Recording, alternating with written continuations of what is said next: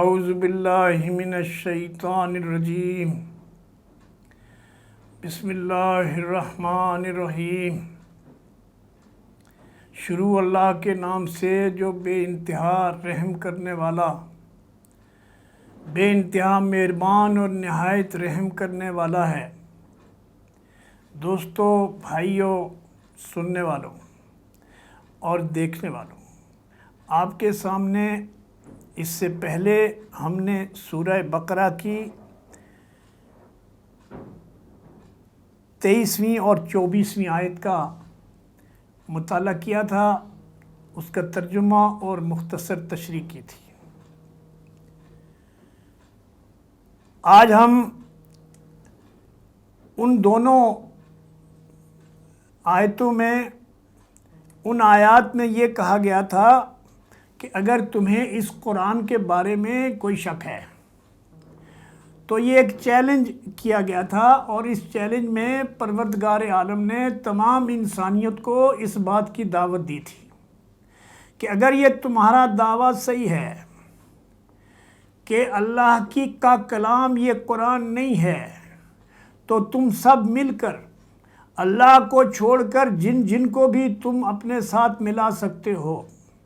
چاہے وہ پیغمبر ہوں چاہے وہ فرشتے ہوں، کسی کو بھی تم اپنے ساتھ ملا لو، یا جنوں کو جن کے بارے میں تم یہ سمجھتے ہو کہ یہ جن بہت پہنچے ہوئے لوگ ہیں، ان کو بھی ساتھ ملا لو، اور پھر دیکھو کہ تم ایسا پیدا کر سکتے ہو، ایسی ایک سورہ بھی بنا سکتے ہو کہ نہیں۔ اور اگر ایسا نہیں کر سکو تو پھر تمہارے لیے اس انجام جس کی تمہیں نوید دی جا رہی ہے، جس کی وعید تم کو سنائی جا رہی ہے، جس سے تمہیں خبردار کیا جا رہا ہے، وہ تمہارے سر کے اوپر لٹک رہا ہے۔ اس لیے تم ہوشیار ہو جاؤ، اگر تم ایسا نہیں کرو گے تو جہنم کا ایندھن بن جاؤ گے۔ پھر فرمایا وَبَشِّرِ الَّذِينَ آمَنُوا وَعَمِلُوا الصَّالِحَاتِ أَنَّ لَهُمْ جَنَّاتٍ تَجْرِي مِن تَحْتِهَا الْأَنْهَارُ كُلَّمَا رُزِقُوا مِنْهَا مِن ثَمَرَةٍ رِزْقًا قَالُوا هَذَا الَّذِي رُزِقْنَا مِن قَبْلُ وَأُوتُوا بِهِ مُتَشَابِهًا وَلَهُمْ فِيهَا أَزْوَاجٌ مُطَهَّرَةٌ وَهُمْ فِيهَا خَالِدُونَ۔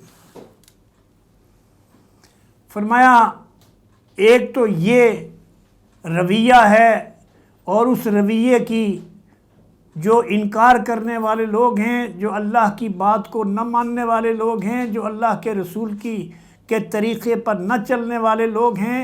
اور اس کا مذاق اڑانے والے لوگ ہیں، ان کے لیے ایک راستہ ہے، ایک انجام ہے، اور ایک دوسرا انجام ہے۔ ان لوگوں کے لیے بشارت ہے،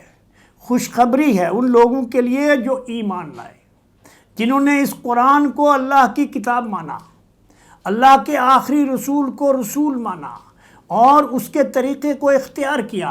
اس کی تعلیمات کو اپنایا، اور عملی طور پر نہ صرف یہ کہ زبانی اقرار کیا، بلکہ عملی طور پر اس کا ثبوت دیا۔ اور اس کا عملی ثبوت سب سے بڑا یہ ہے کہ جو طاغوتان باطل کی پوجا ہے، جو جھوٹے الہوں کے ساتھ وابستگی ہے، اس کو ترک کرنا سب سے بڑا عملی ثبوت ہے۔ اور پھر اللہ کے رسول صلی اللہ علیہ وسلم کے طریقے پر جو لوگ چلیں گے، ان کے لیے جنت ہے، ان کے لیے ایسے باغات ہیں جن کے نیچے نہریں بہہ رہی ہوں گی، اور کلما رزقوا منہا من ثمرۃ رزقا قالوا ھذا الذی رزقنا من قبل وأوتوا بہ متشابہا۔ فرمایا ان کے لیے ایسا ہے کہ ایسے باغات ہوں گے جن کے نیچے نہریں بہتی ہوں گی، اور جب اس کے پھل،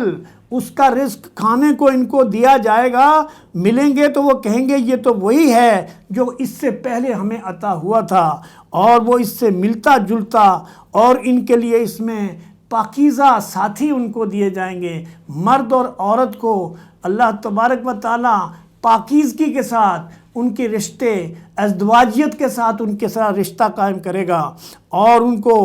وہ اس میں جو ہے وہ 1-2 دن کی بات نہیں ہے، وہ ہمیشہ کی بات ہے، اور وہ ہمیشہ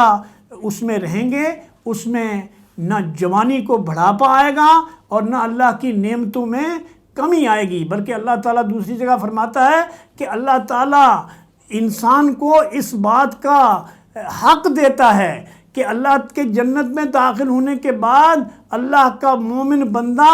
اپنے رب سے کوئی فرمائش کرے اور وہ فرمائش پوری نہ ہو تو اللہ تعالیٰ اپنے آپ کو مسئول قرار دیتا ہے اور کہتا ہے تو وہ بندہ مجھ سے پوچھ سکتا ہے اور کہہ سکتا ہے کہ پروردگار تو نے وعدہ کیا اور پورا نہ ہوا۔ تو اس طرح سے اللہ تعالیٰ اپنے بندوں کو اس بات کی خوشخبری دیتا ہے کہ ایمان کے لیے اور ایمان اور نیک عمل کے راستے سے ہی دنیا اور آخرت کی فلاح نصیب ہو سکتی ہے۔ اور آج ہماری جو امت ہے اس کی بربادی کا ایک بنیادی سبب ہے اور وہ یہ ہے کہ انہوں نے اللہ کی بات کو پس پش ڈال دیا ہے۔ ان کے علماء نے اس قرآن کو اپنے روزگار کا ذریعہ بنا دیا ہے، انہوں نے اس کو فرقوں میں تقسیم کر دیا ہے اور اس قرآن کو اور ان احادیث کو اپنے گروہ بندیوں کے لیے اور ان کے مفادات کے لیے استعمال کر رہے ہیں، بجائے اس کے کہ وہ عوام کے سامنے اللہ کی بات لے کے آتے، وہ الٹا مال ان سے کھاتے ہیں۔ اور مال کھانے کے بعد سورہ توبہ میں آیا ہے کہ یہ علماء اور رہبان ہیں، یہ مولوی اور پیر ہیں جیسے یہود و نصارہ کے، وہ لوگوں کا مال بھی باطل طریقے سے کھاتے ہیں اور ان کو گمراہی کے راستے پر ڈالتے ہیں۔ پھر فرمایا ان اللہ لا یستحی ان یضرب مثلا ما بعوضۃ فما فوقها فاما الذین آمنوا فیعلمون انہ الحق من ربہم واما الذین کفروا فیقولون ماذا اراد اللہ بہذا مثلا یضل بہ کثیرا ویہدی بہ کثیرا وما یضل بہ الا الفاسقین۔ اور فرمایا اللہ اس بات سے نہیں شرماتا کہ وہ چونٹی یا اس کے کم یا اس سے بڑی کسی چیز کی مثال دے۔ اللہ کو اس بات سے کوئی پرواہ نہیں ہے کہ انسان ہے، آسمان اور زمین کا بنانے والا بھی وہی ہے، کائنات کی ہر چیز کا، ستاروں کا اور سیاروں کا بنانے والا بھی وہی ہے، اور ایک چونٹی کا اور یا چونٹی سے کم تر کوئی چیز ہے یا اس سے کوئی بڑی چیز ہے اس کا بنانے والا بھی ہے۔ اگر وہ اس کی مثال دیتا ہے تو اس پر اس سے کوئی پرواہ اس کو نہیں ہے۔ اس کے لیے ساری کائنات اور ساری تخلیق جو ہے اس کی اپنی تخلیق ہے، وہ سب کا خالق ہے۔ وہ اگر ان کی مثال دیتا ہے تو اس کے نزدیک کوئی کم یا زیادہ نہیں ہے، وہ جو سمجھتا ہے،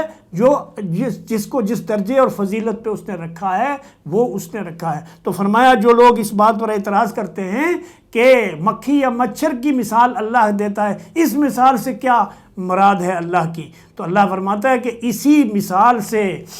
مثال سے بعض لوگ جو ہدایت کے طالب ہیں اللہ تعالیٰ ان کو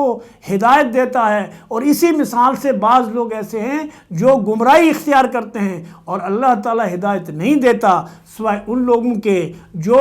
ہدایت کے طلبگار نہیں ہیں، جو دنیا کے دیوانے ہیں اور وہ دنیا کو میں ہی سب کچھ لینا چاہتے ہیں، تو ہم ان کے لیے دنیا کے دروازے کھول دیتے ہیں، لیکن ان کو ایمان کی دولت سے سرفراز اور نوازتے نہیں ہیں، اور وہ اندھیرے میں بھٹکتے رہتے ہیں یہاں تک کہ موت کا شکار ہو کر دنیا میں جو کچھ کمایا ہوتا ہے انہوں نے وہ یہی دنیا میں چھوڑ کے چلے جاتے ہیں، اور ان میں سے کوئی چیز ان کے کام آنے والی نہیں ہوتی ہے۔ اور نہ صرف یہ نہیں کہ ان کا جو مال اور دولت ہے جب موت کا وقت قریب آتا ہے، غیب شہود ہو جاتا ہے، جب انسان دیکھنے لگتا ہے کہ اب میری موت کا وقت آ گیا ہے، تو اس وقت یہ کہتا ہے میرا تھوڑا سا مجھے موقع ملتا تو میں یہ بھی کر دیتا، میں یہ بھی کر دیتا، میں وہ بھی کرتا۔ تو اللہ کے نبی صلی اللہ علیہ وسلم نے فرمایا اب اس لیے کہتا ہے، ظالم قرآن میں بھی آیا کہ اب کہتا ہے میں یہ مال خرچ کروں گا، جب تم ساری زندگی تم اس مال کو سینک کے سینے سے لگاتا تھا، نہ غریبوں کے اوپر خرچ کرتا تھا، نہ یتیموں اور مسکینوں سے تم نفرت کرتے تھے، تو اللہ فرماتا ہے کہ یہ تو مال اب ہے ہی دوسروں کا، اب تمہارا اس کے اوپر کوئی حق نہیں ہے۔ تو اللہ تعالیٰ سے دعا ہے کہ اللہ تعالیٰ ہمیں ایمان کی توفیق اور اس کے اوپر قائم رہنے کی ہمیں ہمت اور توفیق عطا فرمائے، اور اس قرآن کی اور اس قرآن کے میسج کی اور اللہ تعالیٰ کے نبی صلی اللہ علیہ وسلم کے طریقے کو اختیار کرنے اور اس کے اوپر چلنے کی توفیق عطا فرمائے۔ یہی ہماری بھلائی کا ایک ہی راستہ ہے، اور اسی پر چل کے دنیا کی کامیابی اور کامرانی بھی ہے جو اللہ نے وعدہ کیا انتم الاعلون ان کنتم مومنین۔ اگر تم ایک شرط ہے کہ خالص مومن بن جاؤ، اللہ کے بندے بن جاؤ، اس کے ساتھ کسی کو شریک اور صحیح نہ کرو اور میرے رسول کے طریقے کے اوپر چلو، تو میں نے جیسے تم کو پہلے عظمت بخشی تھی، دنیا کی حکمرانی بخشی تھی، میں پھر کر دوں گا۔ اور مسلم کی حدیث میں آتا ہے کہ ایک وقت ایسا آئے گا کہ دنیا میں سوائے مومنوں کے کوئی کافر، کوئی مشرک نہیں ہوگا، اور 5 سال ایسے ہوں گے کہ دنیا میں 2 مومنوں کے درمیان نہ کینہ ہوگا، نہ حسد ہوگا، نہ بغض ہوگا، اور گویا جنت کی دائمی کیفیت دنیا میں بھی قائم ہوگی۔ لیکن اس کا طریقہ ایک ہی ہے کہ اللہ کی کتاب کو سمجھا جائے، اس کو پڑھا جائے، اس کے مطابق زندگی کو آرگنائز کیا جائے، پھر اس کے اوپر اجتماعیت قائم کی جائے، اللہ کے بندوں کو دعوت دی جائے، اور پھر اللہ تعالیٰ ہماری آزمائشوں کے بعد پھر وہ وقت لائے گا کہ کامیابی اور کامرانی ہوگی۔ اللہ تعالیٰ مجھے بھی، آپ کو بھی، اور ساری دنیا کو ہدایت سے سرفراز کرے اور کامیابی اور کامرانی کے راستے پر چلنے کی توفیق دے۔ اقول قولی ھذا استغفر اللہ لی ولکم وسائر المؤمنین۔